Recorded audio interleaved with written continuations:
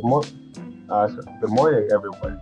Welcome to the Think Better podcast. I am your host today, Teacher Sandy, and today we have a guest who will be talking to us, who we will be conversing with about educational technology.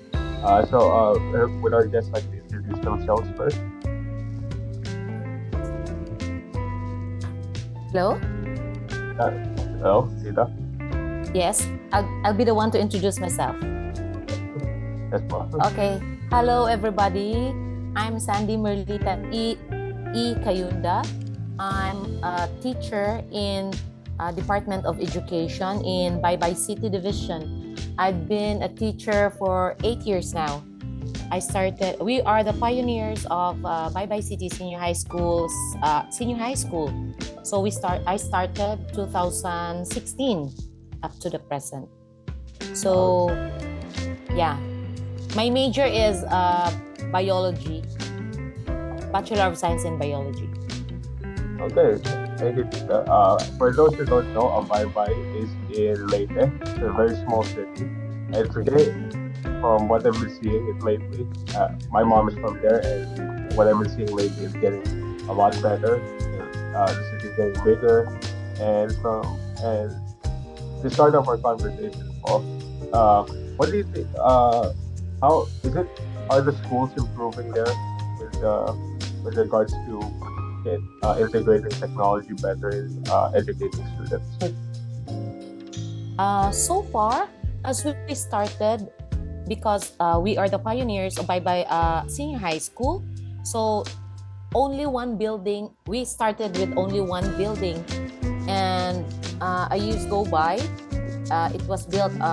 There's a project to build another building that could cater because this Australian aid from the Australia, they already predicted that as every year there will be an increasing enrollment of students.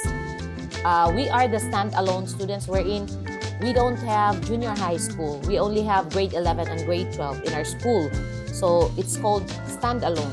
So right now at the moment, we're having hard time with those internet connection. We have internet connection, but it's limited access.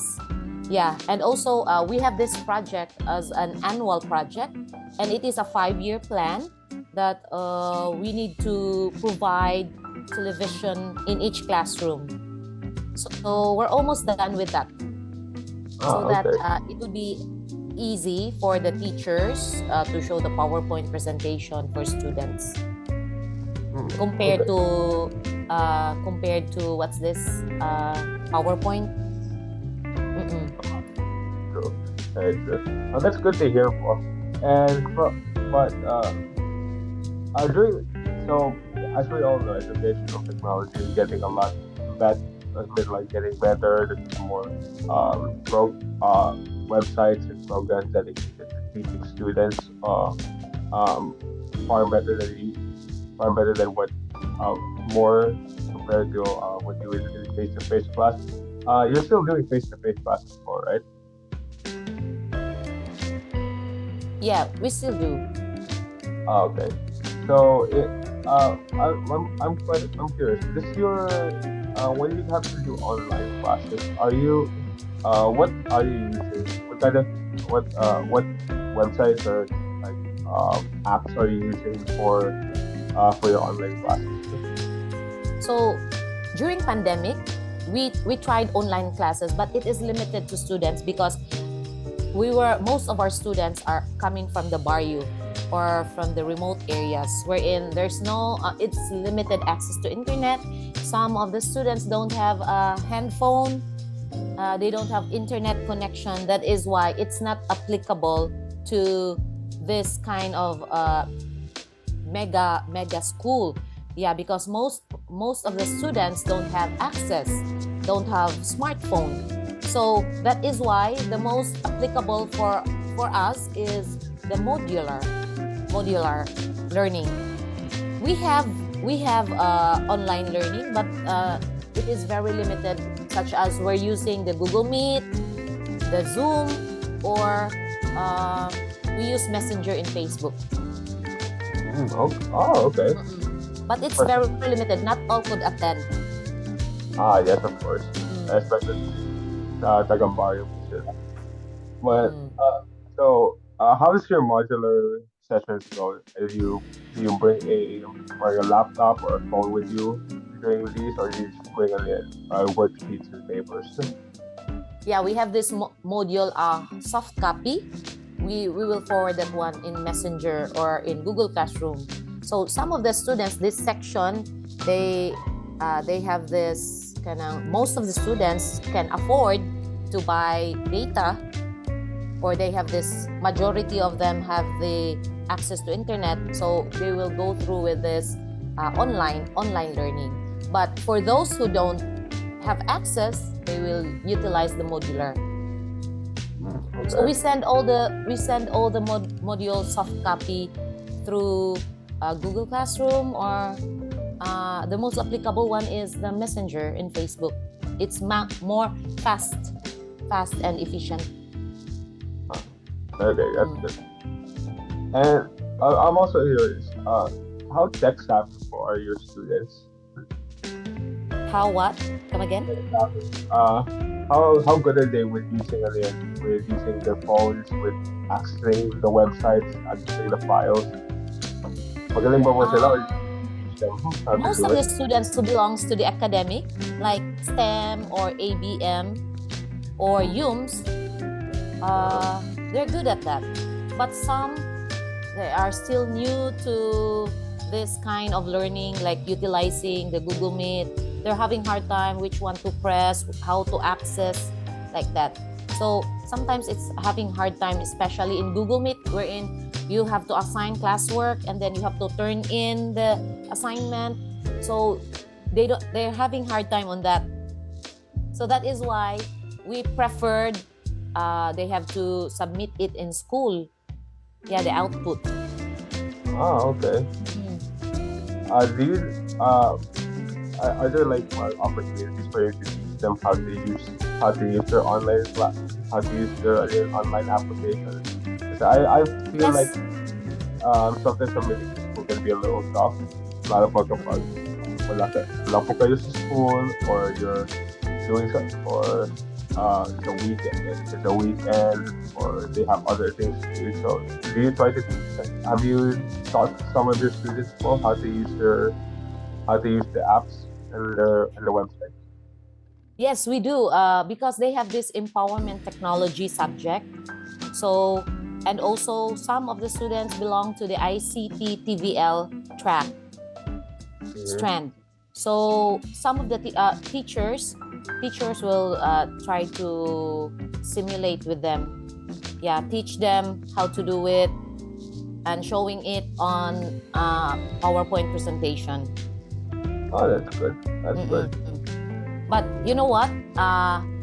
Yeah, that most of the problem is that they don't have internet access. So that's the biggest problem that we encounter during that time of online learning. Yeah, that's usually it. I did watch a little documentary kanina about pandemic teachers.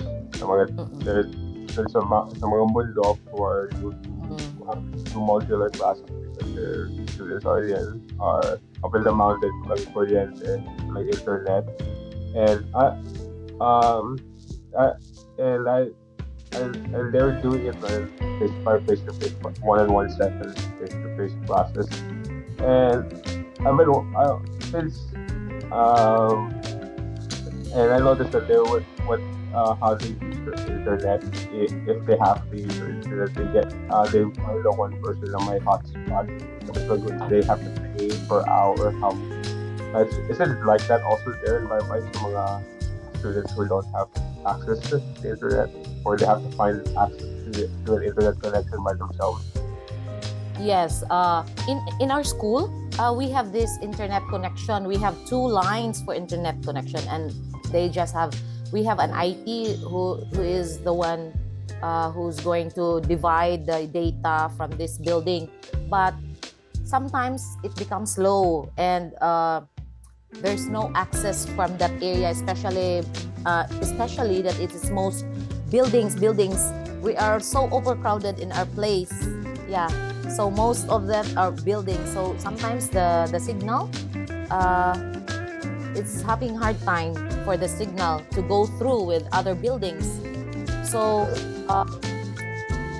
that is why that is one of the problems that we encounter.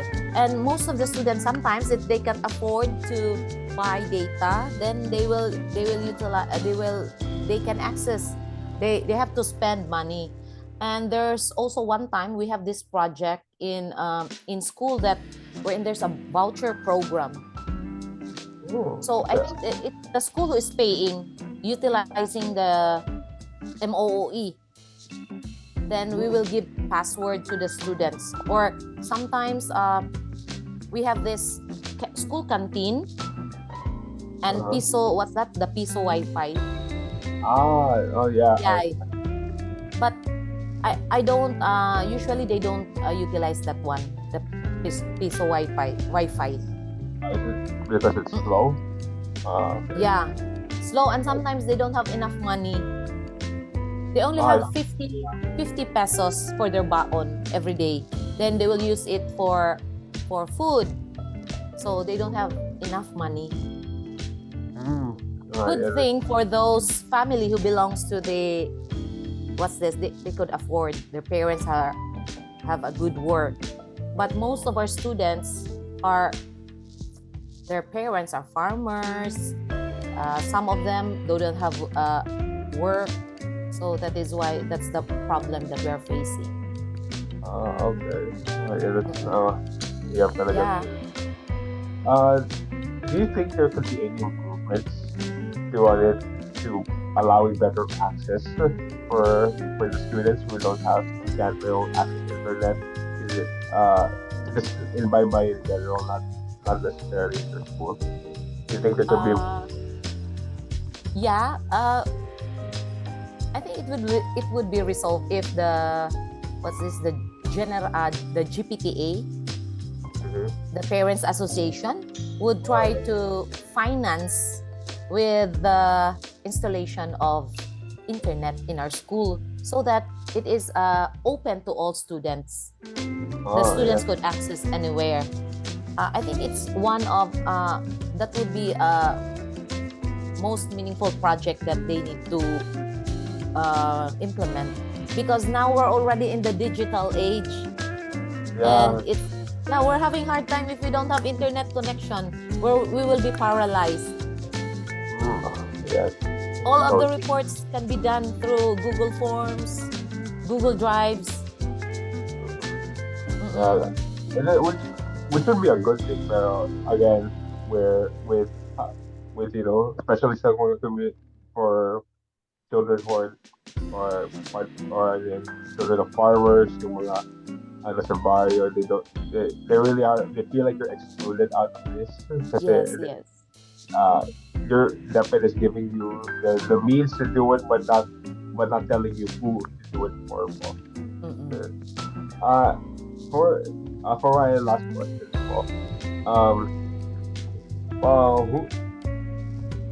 if there is anything, if there's a piece of educational technology you could recommend to your fellow teachers, what would it be? Technology. I would really prefer more television, more access to internet. Yeah, that would be a big help for the students, especially now they're doing some research. Most of the senior high school students are doing research from grade 11 until they graduated grade 12. They have this practical research 1, practical research 2, and they have these 3 eyes wherein how they could access those review of related literature if they don't have internet. And right now we're having hard time in going to the library, especially only those private schools have big libraries, and sources are also limited. Everything is in the internet. So we're already in the 21st century, and I think we need to improve internet access. Yes, true. Especially kapag if your students are doing research, I really understand for the struggle. it faces. And I do wish that uh, government would be more mindful and like what Yes. you said, there would help fund what you're all doing for the benefit of the children. Mm-mm. So okay, so our time will be coming to an end, listeners. For Tita, if there's anything you want to ask our listeners, like a question that they can reflect on about our conversation, what would you ask them? Um, in reflection, with this conversation right now, I think it's very important that the Department of Education should improve the internet connection, the internet access, access to the digital age, because we want to move forward. We don't want to dwell on the uh, uh, previous world that we don't have access. It's very limited. So if we want the students to improve also, so we need to strengthen our connectivity to the digital age. Hmm. Yes. Mm-mm. Uh, yeah, I totally agree with that point. And for you, listeners, I think I would ask the same thing. What improvements do you think you would make to to our school infrastructure in the growing digital age, especially for students in poor communities? I'll leave that question for our listeners, Tita. So yes, thank you. So our time's coming to an end. So thank you, Tita, um for dropping by for letting us My talk. pleasure. And we will see you later, listeners. Think better. Bye.